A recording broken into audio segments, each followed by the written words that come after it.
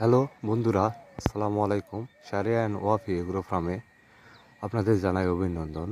বন্ধুরা, আমি সেলিম রেজা। আজকে নিয়ে আসি পেঁপে গাছে প্রতিনিয়ত যে ওষুধ আপনারা স্প্রে করবেন, সেই ওষুধটা হচ্ছে কীটনাশক ওষুধ।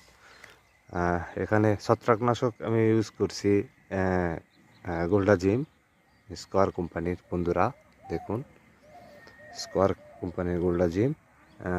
আর এর সাথে মাকড়নাশক নিছি ভার্টিমেক, অ্যাবামেকটিন গ্রুপের ভার্টিমেক।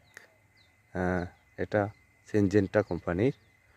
বন্ধুরা, এই ভার্টিমেক আর এই গোল্ডাজিম ছত্রাকনাশক, এই ওষুধটা প্রতি সপ্তাহে সপ্তাহে পেঁপের গাছে স্প্রে করে দিতে হবে। বন্ধুরা দেখুন, পেঁপের গাছ আমার কত সুন্দর আছে।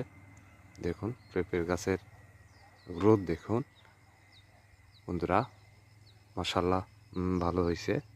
তো বন্ধুরা, আমি প্রতিনিয়ত এই ওষুধটা ইউজ করি, এই মাকড়নাশক আর এই ছত্রাকনাশক ওষুধটা ইউজ করি প্রতিনিয়ত। বন্ধুরা দেখুন, আমি আজকে ওষুধ আমি স্প্রে করব, এই জন্য এই ওষুধগুলো নিয়ে আসছি। বন্ধুরা আজকে আমি এই ওষুধগুলো স্প্রে করে দেব।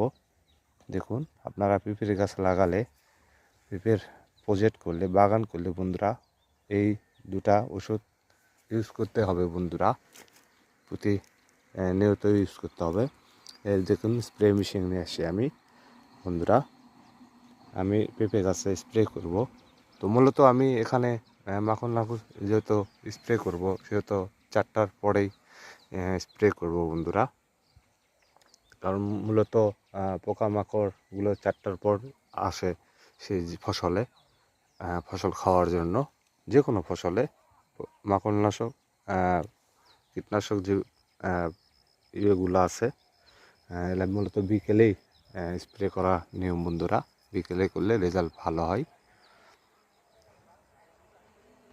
তো বন্ধুরা, এটা আমি স্প্রে করে দেব আমার সব গাছে, যতগুলা গাছ আছে সব গাছে স্প্রে করে দেব। বন্ধুরা, তো বন্ধুরা, কথা না বাড়িয়ে আজকের মনে বিদায় নিচ্ছি sharia and Wafi agro farm থেকে। আমি সেলিম রেজা। আসসালামু আলাইকুম ওয়া রাহমাতুল্লাহি ওয়া বারাকাতুহু।